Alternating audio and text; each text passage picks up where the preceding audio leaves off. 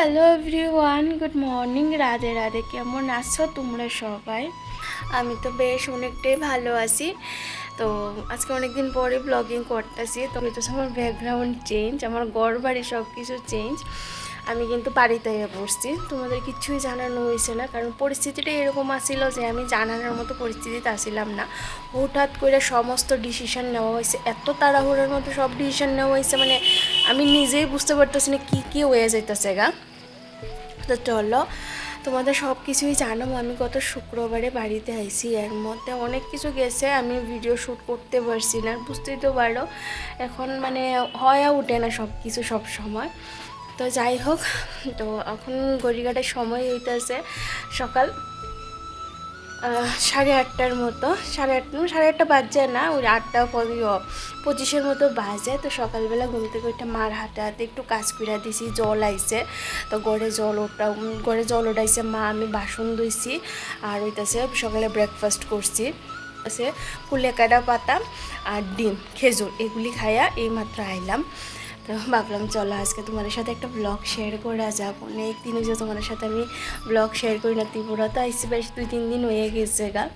তোমাদের সাথে আজকের থেকে ব্লগটা কন্টিনিউ করি যতটুকু বাড়ি ছোটো হলো। আর কত মানে আর বয়ে থাকতে ভালো লাগতেছে না, তোমাদের কোনো আপডেট দিতে পারতেছি না, আমার নিজেরও ভালো লাগতেছে না। তো ভাবলাম চলো আজকের থেকে একটা ব্লগ শুরু করা যাক। জানি না কতটুকু কী শেয়ার করতে পারবো, চেষ্টা করুন তোমাদের সাথে সব কিছু শেয়ার করার। তো সঙ্গেই থাকো আমার। চলো এদিকে সকালে কিছু কাজকর্ম আছে, এগুলি করি। তো বাইরের কাজ এদিকে মা সারতেছে, যেহেতু আমি পারি না। আর ওইটাছে গিয়ে সেটা রান্নাঘরের কাজ মোটামুটি সাইরা, তারপর মা বাইরে গেছে, কিছু কাপড় আছে এগুলি ধুইব। আর আমি এদিকে ঘরের কাজ করবো, মানে এই যে বিছনাপত্র গুছামো, ঘর দোয়ার ঝাড়ু দেবো, সোফাগুলি গুছাই রাখবো, ওই যে তো সব উলট পালট হয়েছে এগুলি গুছাই রাখবো। মানে ঘরে আমি ছোটোখাটো যে কাজগুলি আছে ঘরের মধ্যে, এগুলি আমি করি আর কি। তো চলো সঙ্গে থাকো, দেখতে থাকো আজকের ব্লগটা, আশা করি ভালো লাগবো। আর আমি আমার কাজ করি। জলপাইগুড়িতে থাকতে যতটা না সংসারে কাজবাজ করতাম টুকটাক, এখন এইগুলিও আমার শাশুড়ি মা আমার করতে দেয় না। আমার শাশুড়ি মার কথা হইতেছে তুমি রেস্ট করো, টাইম টু টাইম খাওয়া দাওয়া করো, আর হইতেছে গিয়ে সেইরা ওষুধগুলি খাও, তোমার কোনো কাজকর্ম করতে হইতো না, আমি যতটা পারি সবটা আমি করবো, তোমার এইসব নিয়ে ভাবতে হইতো না। সত্যি কথা কইতে এইখানে আওয়ার পর থেকে যেমন লাইফটা চেঞ্জ হয়ে গেছে, কি করে আছে সব কিছু উলট পালট হয়ে গেছে বুঝতে পারতেছি না। আর যত দিন যাইতেছে আমি না অনেকটাই নার্ভাস হয়ে যেতেছি, কিভাবে যে বাকি দিনগুলি যাইব, কিভাবে কি হইব ঠিক বুঝে উঠতে পারতেছি না। আমি সব সময় নিজেরা বুঝাইতেছি যে সব কিছু ভালো হইব, ঠিকভাবে যাইব, সব কিছুই সুন্দর করে হয়ে যাইব গা। কিন্তু ওই যে যত সব কিছু ঠিকঠাক মতো ভাবি, কিন্তু মনের কোনো একটা কোণার মধ্যে একটা যেমন চিন্তা গড় করে রয়েছে যে আমি কিভাবে মানে সব কিছু হইব, যদি সব কিছু ঠিকঠাক মতো না হয় তাহলে কি হইব। ও এখানে নাই, জানো তো আমার মনটা এতটাই খারাপ। ও আইসে 2-1 দিন থাকছে, ও ডাক্তার দেখানো হয়েছে, তারপর কিন্তু গেছে গা। এর মধ্যে আমি আর কোনো ব্লগ শ্যুট করতে পারছি না, এখানে তোমাদের বাকিটা আমি জানাইতে পারছি না কি হয়েছে না হয়েছে। জলপাইগুড়ি থাকতেও ডাক্তার দেখানি হয়েছে, এখানে আয়াসেরও কিন্তু আমরা ডাক্তার দেখাইছি। একটা স্ক্যান করার আসিল, যেটা 5 মাসে করতে হয়, এই স্ক্যানটা করছি। তারপর কিন্তু আমার বর গতকালকে গেছে গা।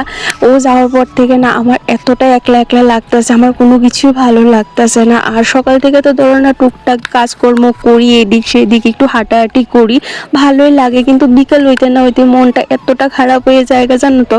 কোনো দিনে ওরে ছাড়া সেরে এইভাবে একা একা থাকছি না, এটা শ্বশুরবাড়ি হোক বা বাবার বাড়িতেই হোক। বিয়ের পর বরেরা ছাড়া কোনো কিছু ভালো লাগে না, আমার তো ভালো লাগে না, জানি না কে কীভাবে থাকে, কিন্তু আমি পারি না সত্যি কথা কইতে। এই প্রথম মনো এত দিনের লাগে আইসি, আমি নিজেও জানি না আবার কবে ব্যাক করবো, কি করবো না করবো। তো যাই হোক, থাকতে হইব যেহেতু, এখন থাকতেই হইব, মন মাইরেই হোক বা আনন্দেই হোক, যে কোনোভাবে অ্যাডজাস্ট করিয়ে নিতে হইব, তাই না।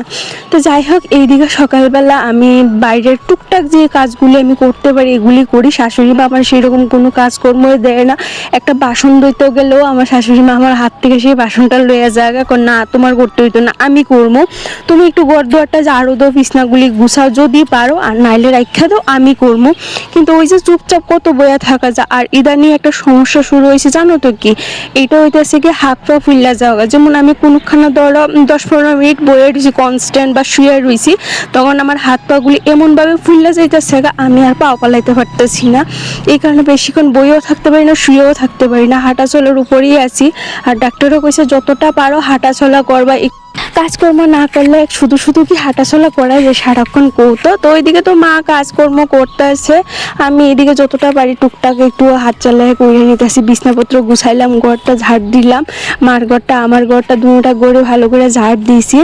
ঘরটা একদিন গুছাইতে হইব জানো তো, বেশ কয়েকদিন ধরে বাড়িতে আইসি পড়তে না, ঘরটা এতটা এলোমেলো হয়ে রয়েছে আমার ভালো লাগতেছে না, মনে হচ্ছে কোন সময় যে ঘরটা গুছাইয়ে নিমু। কিন্তু ওই যে যখনই কাজটা করতাম যে আমার শাশুড়ি মা না করে দেবা, ওই যে এখান থেকে ডাক্কা ইন্না সেটা বয় রেখে দিব, সামনে যদি কিছু হয় পড়া জায়গা বা কিছু, এই কারণে করতে দেয় না আর কি, মানে ভয় পায়। ছেলে বিশ্বাস করে দিয়া গেছে মার কাছে, যদি কিছু হয় তাহলে বুঝতেই তো পারো ছেলে মার দিকে আঙ্গুল উঠাইব, তো তখন তো আর আমার দোষটা দেখতো না। এই কারণে মা ভীষণ ভয় পায় এইসব জিনিসগুলি, তো এই কারণে সবসময় চোখে চোখে চোখে চোখে রাখার চেষ্টা করে। তো যাই হোক, বুঝি সবারই চিন্তাটা আমি বুঝি, কিন্তু ওই যে চুপচাপ এক জায়গাতে আমি বইয়া থাকতে পারি, সবসময় কাজকর্ম করে অভ্যস্ত, তো এই কারণে। তো শ্বশুরে দেওয়ার পরে দিনগুলি বেশ ভালোই কাটতে আছে, কিন্তু ওই যে একটু মনমরা লাগে আর কি, ও যে নাই এই কারণে। তো এইদিকে আমি গতকালকে বাবু বাজার থেকে ডাটা, তার সাথে কিছু সবজি আনছিল, কি একটা শাক আনছিল আমার মনে পড়তেছে না, তো এইগুলি বাচ্চা সেরা রাখা দিছি ফ্রিজে তুললা। আর এখানে চা বয়াইছি, মা চা খাইব। আমার তো সকালে ব্রেকফাস্ট হয়ে গেছে, ঘুম থেকে উঠছি ওই ধরো 6টা-6:30টার দিকে। তারপর যেগুলি আমার আর্লি মর্নিং ব্রেকফাস্ট থাকে সেগুলি খাইলাম, জল থেকে শুরু করে চিয়া সিড, কাজু বাদাম, কিশমিশ যা কিছু আছে সব কিছু খাইছি। কিন্তু ওই যে হেভি ব্রেকফাস্টটা করা হয়েছে না। তো গতকালকে বাবু আমার লেগে এখানে চিরা ভাজা আনছে, যেহেতু আমি চিরা ভাজাটা একটু বেশি পছন্দ করি, এখানে চিরা ভাজাটা আনছে। আবার বেশি খাইতে পারি না, গ্যাসের সমস্যা হয়ে যায়, যেটাই খাই একটা লিমিটের মধ্যে খাইতে লাগে, বা অল্প অল্প করে একটু পরে পরে খাই আর কি, যাতে গ্যাসের সমস্যা নাও। তো এইদিকে মা চিরাটা ভালো করে পরিষ্কার করে রাখতেছে কৌটায় ঢুকাই, আর এদিকে আমি তো চা বানিয়ে দিলাম দেখতেই পাইলাম। তো এদিকে শাশুড়ি বউ গল্প করতে করতে সকালে ব্রেকফাস্টটা করে নিয়েছি। তারপর এদিকে বইলাম একটু খিচুড়ি, মা কোথাছে রান্না হইতেছে তো একটু দেরি হবে, তুমি একটু খিচুড়ি করো, আমিও খাবো তুমিও খাইবা, একলা খাইতে ভালো লাগে না। তো যে মা যেহেতু বসে খাইবো এই কারণে করলাম একটু বেশি করে। তো একটু ঝাল ঝাল করে সে আজকে খিচুড়ি করছে, এই যে আলু মিষ্টি কুমড়া দিয়ে সেটা।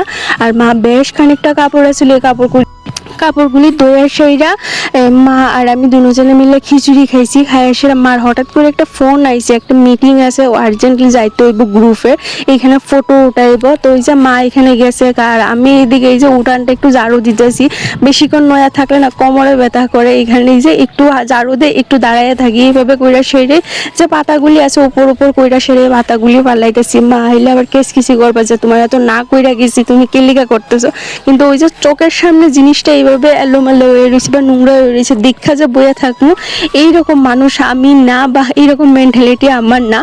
তো যাই হোক, এদিকে আমি উঠানটা ঝাড়ু দিয়ে সেরা মা আইতে আইতে ঘরটাও মুচ্ছান নিতে আসছি। তারপর দুপুরে রান্না বাড়া হইব। আমি তো ওইখানে থাকলে সকালবেলা সমস্ত কাজ বাজ কইরা তারপরে রান্নাটা বয়, বা অনেকদিন ধরো তাড়াতাড়িও রান্না বান্না কইরা নিই, তারপরে ঘরের কাজ করি।